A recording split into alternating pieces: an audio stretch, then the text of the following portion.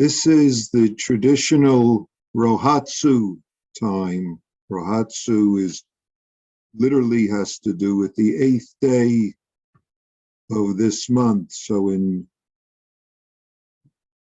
Zen tradition that I trained in and that we are part of, there's usually a intensive session that happens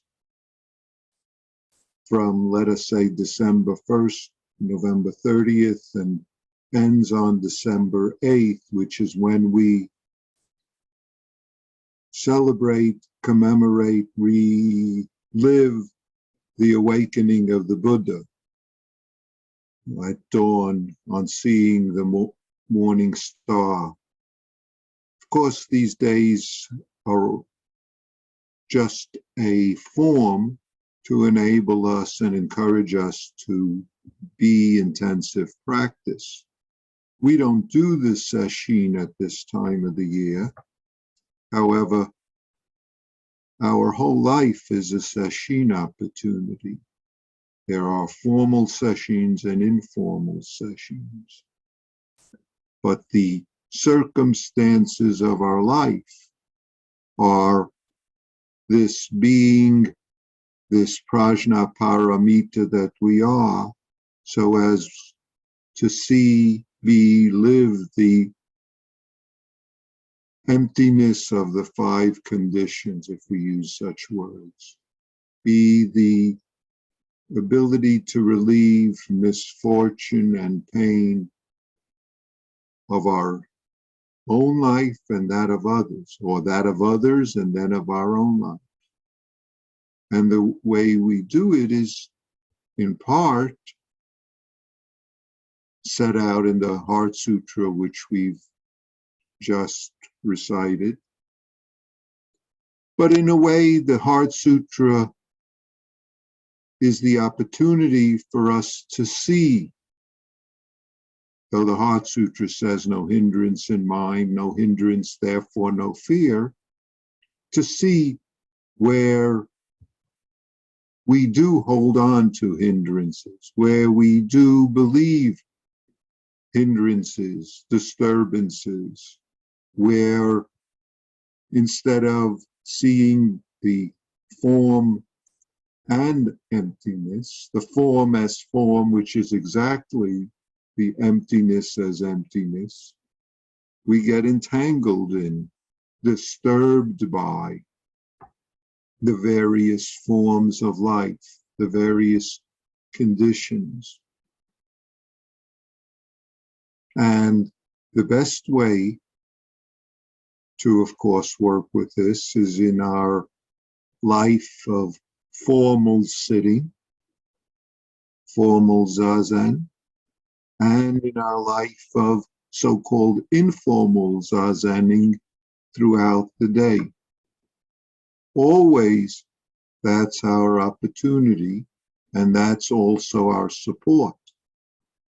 So-called hindrances, disturbances, are the opportunity we have where we're believing, deluded, if we use that kind of word, thoughts, feelings, emotion, thoughts, which in a way is our gift, and yet in a way is our hindrances when they disturb us, when we entangle in them, when we believe them.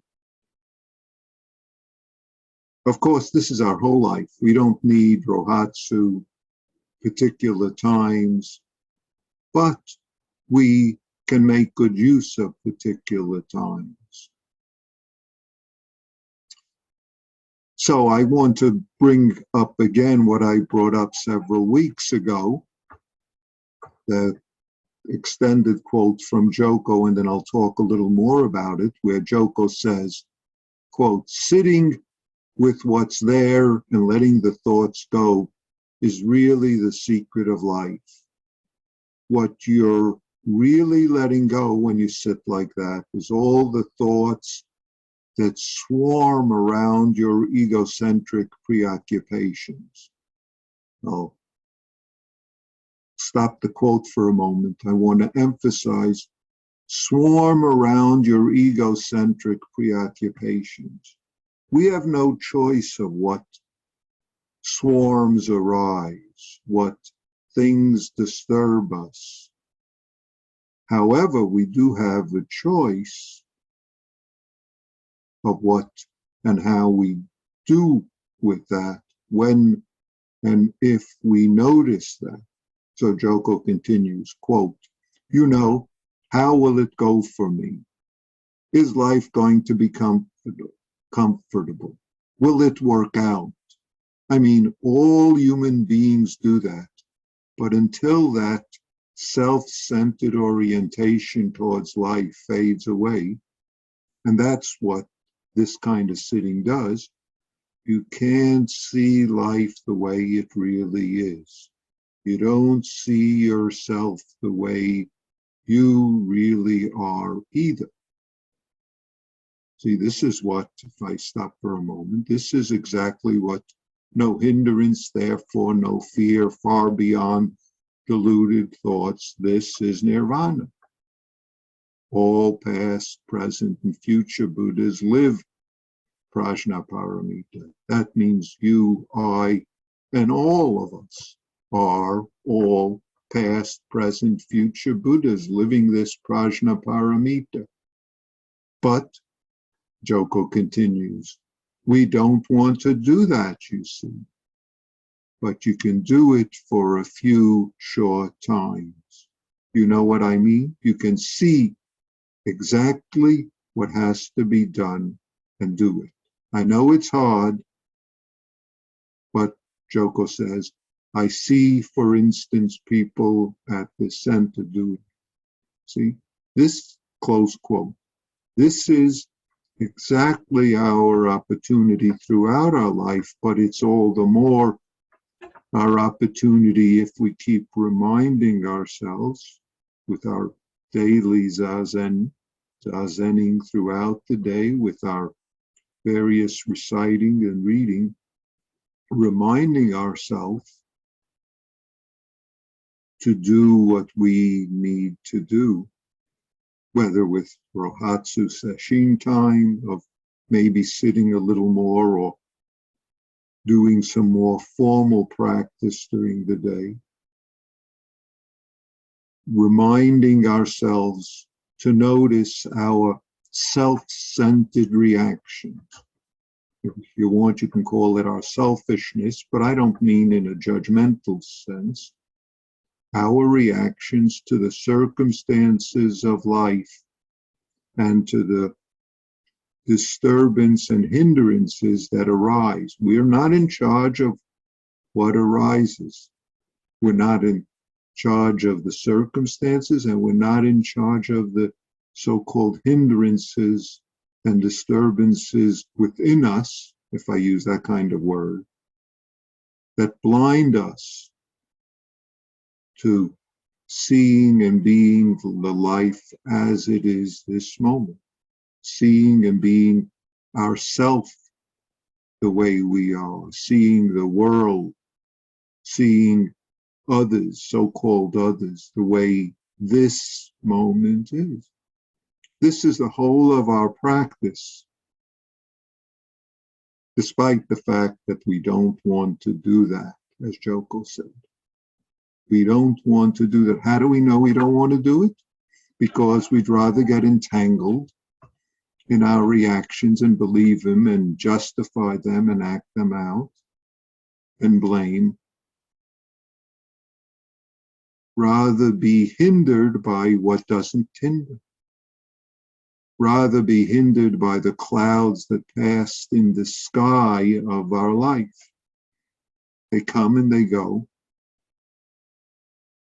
And if we want to become hindered by them, then we can point out what they look like, what they mean, what their cause, what they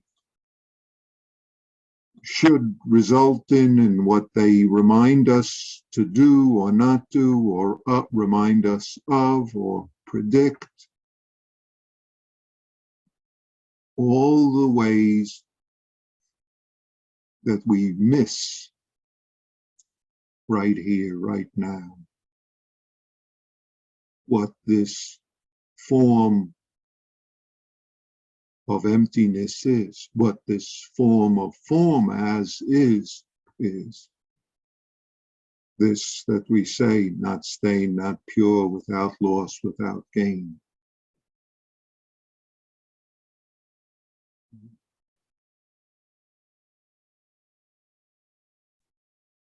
So if we're disturbed, that's the bodhisattva of disturbance, reminding us to notice what